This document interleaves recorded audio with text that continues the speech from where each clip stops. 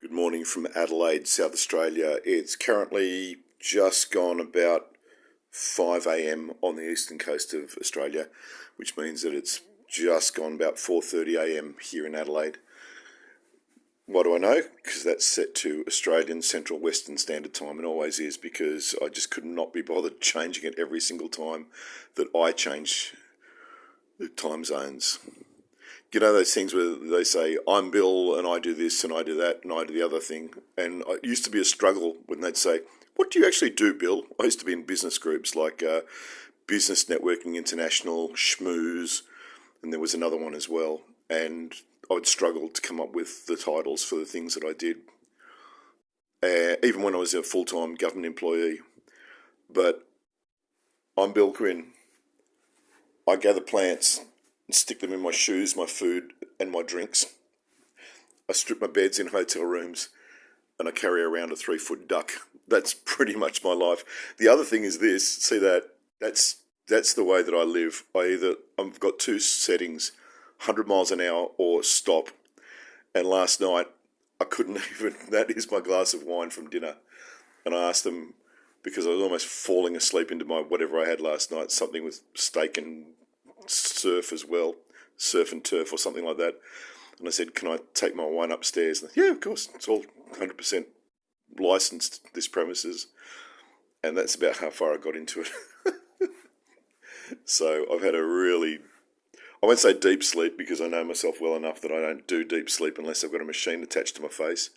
Oh, glory, which I was supposed to get this week, because I don't like Black Friday. I don't like the premise. I don't like the premise of Black Friday in Australia. Okay, if you're American, yeah, okay, it's currently coming to the end of your Black Friday. But I don't get the fact that we don't do Thanksgiving in Australia unless you're attached to the embassy or you've got American heritage. And yet somehow this Black Friday thing is just spread. But you know what?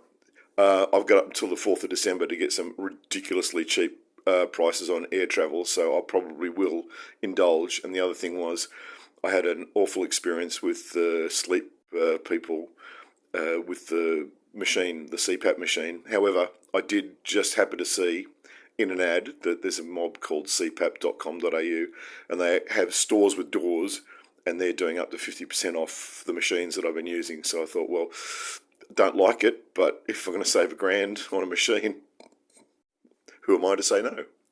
Poor old Ducko. He still has the salt of Lake Bumbunga on his. I can see it there. That is the crystallised salt from Lake Bumbunga. We were there, glory, about 3 weeks ago, and he's also been set down a couple of times, and so I'm going to have to give him a little bit of a bath before we get on the plane. It is just after 4:30. Plane doesn't leave till 7:15.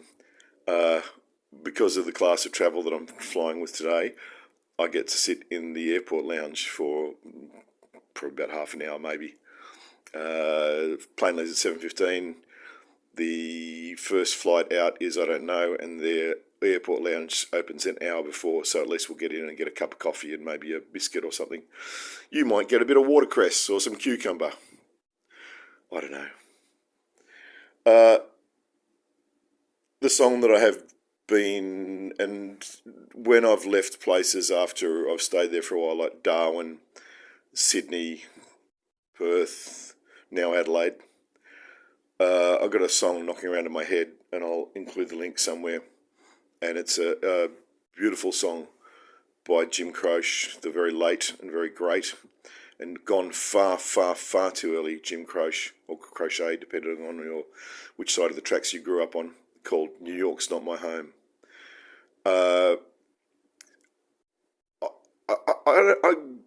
It's going to take me ages to work out what Adelaide was to me, and I'm going to say that it was not a lot, because I feel more emotion and sentiment when I return to Western Australia, to Perth, to Fremantle. I get a little stirring in my giblets, but Adelaide just does not stir anything in me. And I've left so many times this year and come back so many times, but it just hasn't fired anything within me. And that's not Adelaide's fault. It absolutely is not Adelaide's fault. It's me. It's not even me. It's us. The fact that we don't get on together, we don't play nicely. I know full well that today I'm going to fly into Melbourne, and I'm going to feel more emotion flying into Melbourne, which will be the second time this year. And flown in twice. I will have today. I've driven in once this year, and I'll feel more emotional about going to Melbourne than I will returning to Adelaide something like, 12 times this year for various, driving in, flying in, whatever. It's weird. I'm still processing why Adelaide has not fired anything within me. And I know so many people. I'm literally. I said Persephone. I said literally scores, if not hundreds, of people in this town who have been born here, live their lives here, come back here, and they feel genuine emotional attachment to Adelaide. And good on them. Good on them. I've met, most saliently, I've met hundreds of First Nations people around this country. And some of them, I'm going to say for the most part, they have a very strong connection to the land, to the country. And you can see it in their eyes. You can hear it in the quaver of their voice. You can hear it in the way that they talk about their country. I tell often the story about a 12-year-old boy when I was doing the schools thing in Canberra at the Museum of Australian Democracy. He came up and tugged at my shirt and said, Mister, come here. And he showed me the map and he said, "You've been to Cobar, mate. Have you been to Cobar, mister?" "No, I haven't." He said, "Cobar, that's my country. Starts here at Wilcannia, at Cobar, goes to, I think Wilcannia's out that way. Yes, it is. He showed me the boundaries of his country. And he had such pride. He said, he beat his chest and he said, "That's my country. That's my people." He said, you come to Cobar, we'll look after you, because that's my mob." I had to duck around the back of a display case and just let it flow. I just wept tears for his pride in his country. Conversely, I've met a lot of First Nations people who don't know where they're from because they were stolen, they were taken away from their land against their will when they were too young to know what any of that meant. And it breaks my heart. It breaks your heart when you see it on the television and you hear stories about the stolen generations and the people that were taken from their land, taken from their country. But when you meet them and just see how broken they are, things are spinning around me and all my thoughts are cloudy. I've been here for a year and I never once felt at home. Don't you know that I've got to get out of here? I'm so alone. You're never alone with a 3-foot duck, ever. Don't you know? I've got to get out of here because Adelaide's not my home and New York's not my home. I'm going home today. It's where I was born, and I feel a connection to Ngunnawal, Ngambri, Canberra. I do feel a connection to it, and I'll be emotional today when I fly in, and when I first see that tower and the Brindabellas and everything. I'm going to stay there for a little while, not for long. It's my hometown. It's not my home, and it never will be my home. But my God, I love going back there and the people there. I can almost feel the hug that I'm going to get when I get off the plane, because I'm getting picked up by a bookkeeper. And then I'm going to go and see a journalist play some dirty blues. And if he doesn't play that song by, what is it? I'm going to get the name wrong. Towns Van Zandt? Towns... that song. If he doesn't play that song and sing that song, I shall stand up and demand it. From Adelaide, it's Bill Quinn saying, "Thanks, Adelaide. It's been... Look, I'll always have a piece of Adelaide with me. It's a little storage locker that I've got in Hindmarsh." And I do. I've got all my... Oh, sorry, I forgot to mention. Today, because of the class that I'm flying, I've got an entitlement to 64 kilograms cut across 2 bags. No, 64 plus 7, 71 kilograms of stuff I can take. I'm going to have about, I reckon, about 10, if that, not even, no, not even 10. Yeah, maybe 10. Because I found the smallest bag in the world and I'm going to put it through checked luggage. That's my day pack. And it's even bigger than the bag that I found. So that's what I'm taking with me. I'm going to put it through checked luggage. I can't wait to see the look on the face.